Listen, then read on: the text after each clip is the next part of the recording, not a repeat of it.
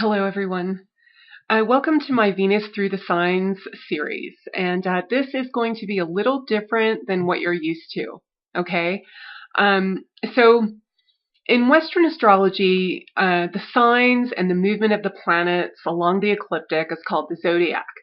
In Hindu astrology, the zodiac is called Kala Purush, which means time man or time personified. And sometimes he is depicted with doing a fierce backbend with his feet touching the back of his head. And so that's kind of like he's making an ecliptic.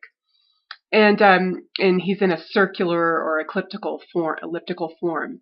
Now, in this system, the body parts describe and illuminate the signs in a wonderfully predictable fashion, which I'm going to explain. And in the case of Venus, so every planet has a first house, so to speak, okay? And I'm starting with Venus just because everybody loves Venus, you know, that's the main thing I'm asked. Everybody wants to know about relationships. So that's why I'm starting with Venus. But then I'm going to do the moon, which is very important in the Hindu system and also in the Western system.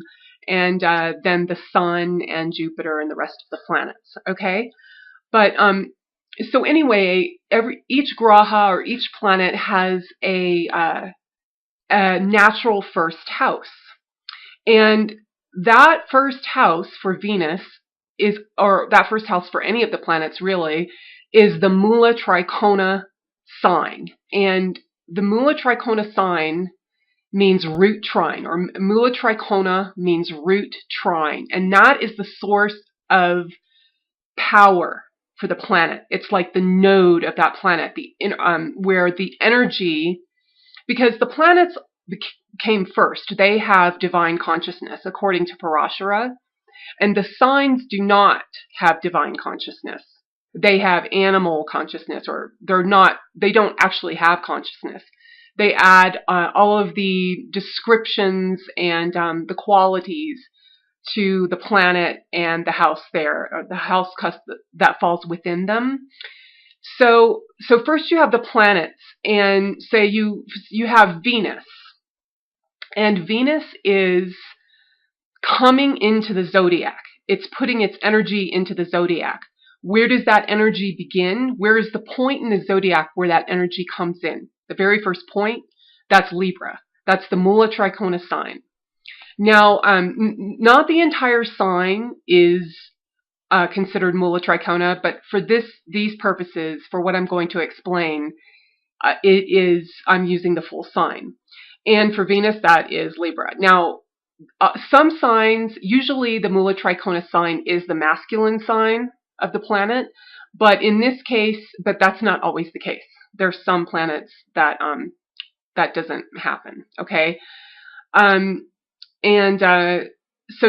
the starting point, the natural first house for Venus is Libra. Okay, so this is where the energy begins in the time man for Venus, and so the body parts of Libra, according to Parashara, now this is all in Parashara, is the hip and kidney area, okay, the pelvic triangle, if you will. And one of the names of Venus in Sanskrit, they actually have several names for Venus, but one of the names is Virya, or Virya. And that means concentrated vitality, and it also translates into semen. Now, the Virya gives robustness, strength, and vitality to a person. And in Eastern medicine, the kidneys are the area where the Virya resides, okay? And Venus rules over that. Now, Libra also rules the internal sexual organs, whereas Scorpio rules the external sexual organs where there is no bone or muscle to protect them. That's why Scorpio is very much a sign of vulnerability. But the internal organs, the internal sexual organs like the uterus and the ovaries are all in that pelvic triangle, okay, which is ruled by Libra, which is the natural seventh house, okay? And so, having said that, In addition to reading a planet in a sign due to the sign's natural characteristics, a planet can also be examined from the root trine or Moolatrikona, because the root trine is where the planet gets, is the planet's natural first house, okay, and where it gets its energy. So what you do is, when you want to read a planet that way, you count how many houses Venus resides from Libra, and this will give you a lot of insight into how Venus behaves, which I'll give examples of in these little videos. So in addition, a planet can be examined by how many houses counted from its placement to its feminine sign. This is in addition to counting from the Moolatrikona to the planet. Then you count from the planet to its feminine sign, or to its own sign. Okay? Now the masculine or Moolatrikona sign initiates the energy, and the feminine sign or the own sign receives the energy of a planet. And that's how energy is moving through the zodiac in all kinds of different ways. And this is one of the ways that it moves through. Or you can put it another way, the house placement from Libra is an aspect of Venus it wants to express. And the house placement of Taurus, which is the feminine sign of Venus, is how Venus goes about fulfilling that desire that comes from Libra. Okay? So Venus is the ruler of the natural second and seventh houses, Taurus and Libra. The second house is worth, and the seventh house is desire. The ultimate desire being for the other or for a romantic partner. Now, thus, Venus rules desires and the choices we make to obtain those desires. Venus also rules weighing what is worthwhile in order to obtain what is desired. Now, Libra, the Moolatrikona sign of Venus, is represented by the scales.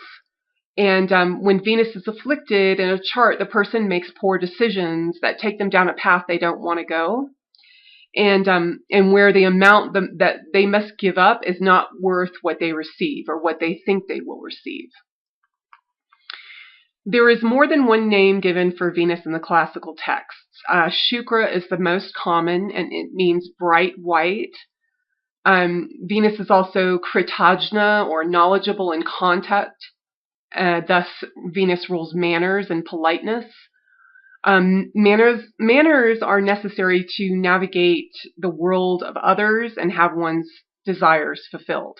Okay, and Dinavegya means offering to the miserable, and is another name for Venus. Whatever is offered to the miserable is to make them more comfortable. Thus, Venus rules all comforts, nursing, and therapy. Venus also rules upayas, or remedies for afflictions in the chart. Okay, so what you can do to make your worldly life better, using some mantras, planetary mantras, Venus rules those things. If you're fasting, if you're making offerings, Venus rules all of that. Okay, keep all that Venus represents in mind while evaluating its effects in the signs. Okay, so the signs in which Venus is deposited, in addition to its position to the Moolatrikona, will color and control all the effects of Venus within the horoscope. So that's the introduction. And now I'm going to move on to Venus through the signs.